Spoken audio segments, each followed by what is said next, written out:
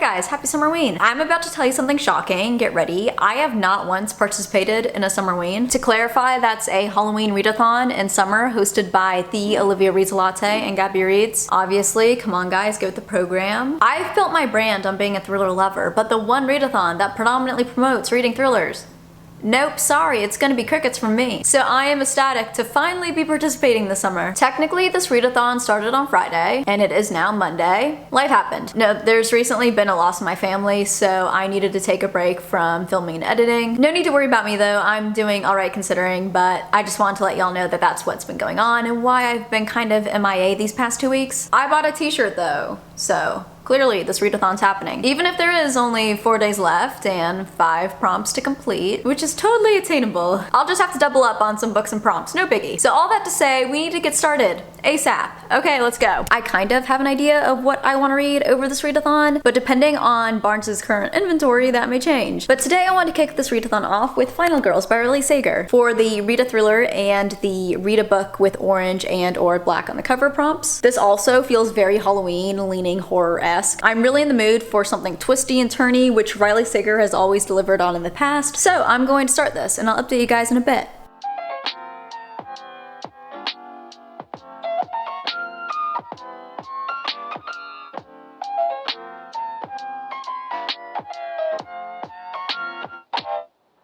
Boo. Gotcha, didn't I? I can't. Did I scare you? Did my Disney blanket and I scare you? Let's actually turn this on. Okay. Oh, too bright. My apartment's like right next to the pool and my neighbors are looking at me. Hey, I am not the one at the pool at 9:30 p.m. Today has mostly been a work day, as in a filming/editing day, so I am only about 75 pages in. Don't even get me started on the cleaning that is taunting me. I'm just saving all that fun for the weekends. Yay me. So, Final Girls, what's it about? Final Girls. 3 Final Girls actually, after one of the Final Girls unalives herself, prompting another one of the Final Girls to contact the last Final Girl, aka our protagonist Quincy. How convoluted was that? I'm loving this budding female friendship we have going on. Now will this friendship turn toxic? That is yet to be determined. For all I know, this may very well be an empowering friendship, but it's hard to say at this point in time. I feel like it could go either way. Oh, this book is also set in October. I don't know if this will continue to be set in autumn, but if worse comes to worse, I will be using this for the read a book set in fall prompt. Initial thoughts, I'm having a fun time. I'm kind of thinking that Riley Sager may have been having some dental issues while writing this, because there is a weird amount of either dentist or dental references. So I don't know what's going on with that. Wow, look at her go. Oh. Yeah, my mom was a majorette. Twirling's in my blood. I'm about to read in the dark, so we can at least finish one prompt today. It is the 4th day of Summerween after all. Well, this is disappointing.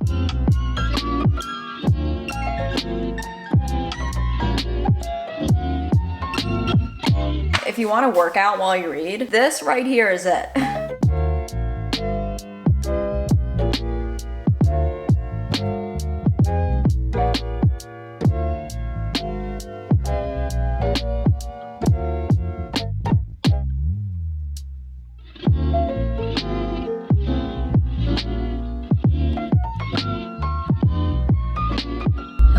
Hello, good morning. I am on my way to Barnes to pick up my next read for this readathon. The blinders are going up today. I do want to look at other books, but I do not want to buy any other books. I am only buying the book we are going for today because I will be immediately reading it. But why is it so much harder to resist in store though? It's like, since the book is right there, it's so easy for me to just pick it up, just take it.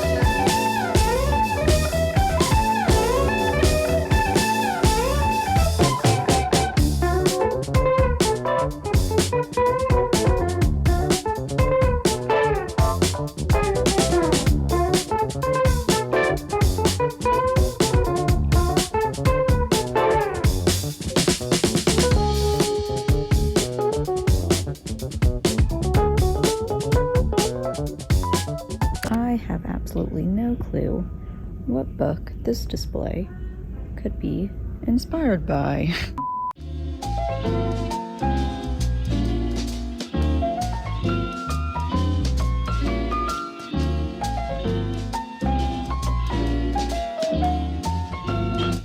Currently, I am chilling by the lake with some geese. Where'd they go? Do y'all want to read with me? No, okay. All I really know about this book is that it's a YA slasher set at a summer camp. Coincidentally, I actually discovered this first through Olivia Reads a Latte, but I thought it sounded like the perfect summer horror read and thus perfect for Summerween.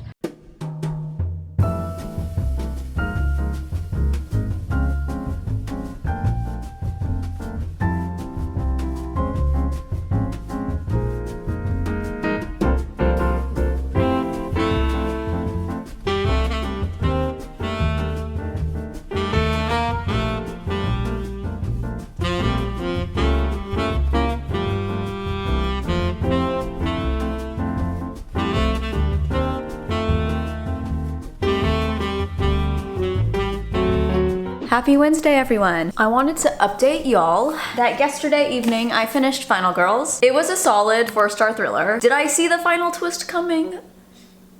Kind of. I kind of thought of it as like a possibility near the beginning of the book for like a fleeting second. So when it finally hit, it was more so a slap when I wanted a punch. Oh God, don't take that out of context. Also, the motives behind our antagonists were pretty stereotypical. Like, I've seen these motives 100 times already, but that didn't play a big role in the overall story, so I didn't really mind too much. The formatting of this book though really worked for me. I was entertained the whole time. This was a book that when I was not reading it, I was excited to get back to reading it. Another book I'm excited to get back to reading is You're Not Supposed to Die Tonight. I've now hit the 50-page mark. Not much has happened so far. We have just been getting introduced to the characters and the setting. I'm enjoying both so far. Going into this, I thought the summer camp that this book takes place at was like a sleepaway camp. Turns out it's not a summer camp at all. It is, but it's actually a horror attraction set up to look like a summer camp that people come to at night to get scared and terrorized by the staff, such as by our protagonist Charity, who plays the final girl in this whole shebang. That's the trope of this readathon, apparently. I don't know in what universe one would think it's ever okay to let a bunch of teens run an attraction in which they get paid to terrorize guests. Like, that just is a guaranteed bad idea. The goal is to finish this today. I don't think it's going to be that hard. As you can see, it's a pretty short book. But first, breakfast a la Trader Joe's. Do you know what's really good? I don't have any of this right now, but these pancakes topped with Trader Joe's mixed nut butter.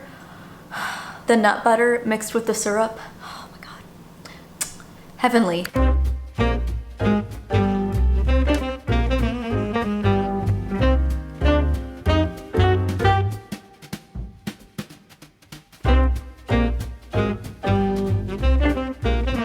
Cannot forget about my coffee, of course. Who, me? Never. This is what love looks like.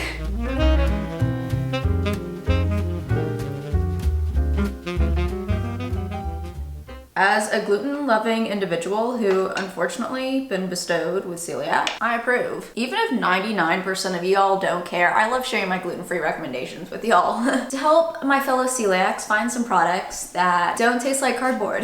Cheers!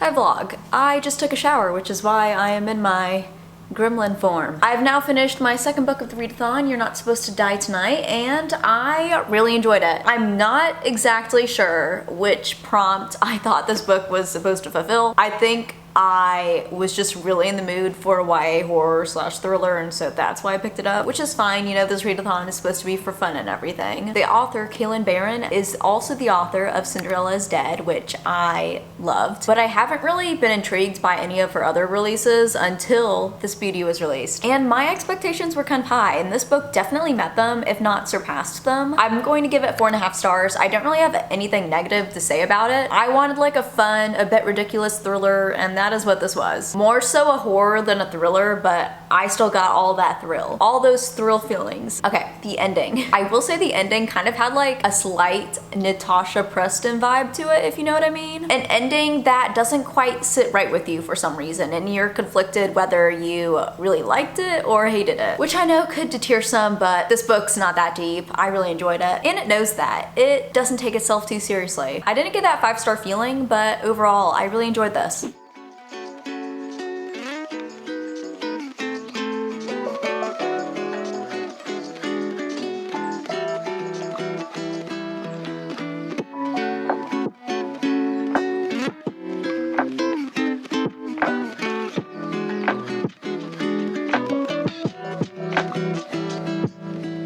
I just had the best little peaceful morning journaling moment. Since it is the last day of Summerween, I wanted to make a spread with y'all. Here's what she turned out like. I wanted the spread to center around the prompts and what books I read to fulfill those prompts. I also included some of these stickers that I believe Gabby's sister made. Correct me if I'm wrong. I just bought the downloadable file off of Etsy. Loved the vibe of them though, so I tried to stick to that color scheme. Not my like favorite spread ever, but I still like it. My leaves smudged. The audacity. But clearly the spread's not complete because we still need to read a manga, graphic novel, or novella, which we'll be doing today. With Killjoy, a Good Girl's Guide to Murder novella, which is also a prequel, and from what I know, this follows Pip and her friends at a murder mystery dinner party in which everyone dressed in 1920s attire tries to solve this fictional murder mystery. I actually tried to throw one of those parties a few years ago, but then the pandemic happened. And I would still like to do one of those, but I don't think I have enough friends. You'll just want to come over and have like a murder mystery dinner party with me. I'm glad I saved this for the last day though, as this will be a nice, easy read to wrap everything up. Okay, let's get this final novel started.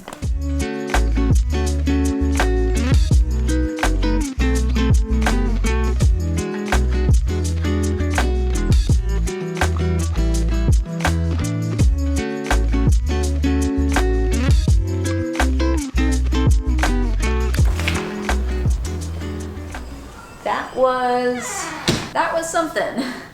Let's talk about it. It was by no means bad, but it wasn't great either. This book's a bit deceiving in length. Like, clearly it's a short book, but hold on.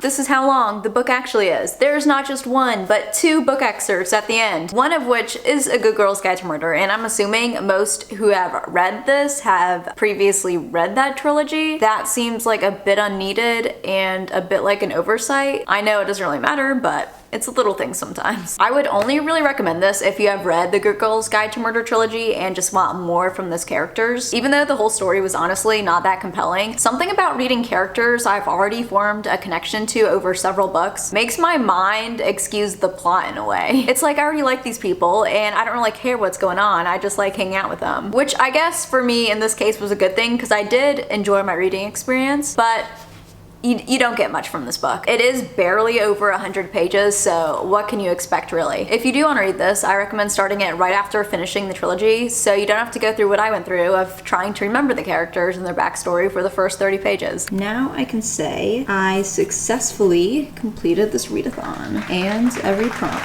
I should be happy, but I'm sad. This week was fun. My favorite book we read was definitely You're Not Supposed to Die Tonight. I also had fun with Final Girls. Killjoy was fine. But overall, I'd say it was a successful week. Can't wait to do this again next year. If there are any other readathons y'all know of and think I would like, let me know. Also, to those that participated in Summerween, let me know what you read, your thoughts. Alright, I think I've held you guys captive long enough. If you enjoyed this video, make sure to give it a thumbs up. It really helped me and my channel out a lot. You can also comment, interact, subscribe, all that fun YouTube stuff. I'd really appreciate it. I hope you all had a great Summerween and are having a fantastic day, and I will see you in my next video. Bye.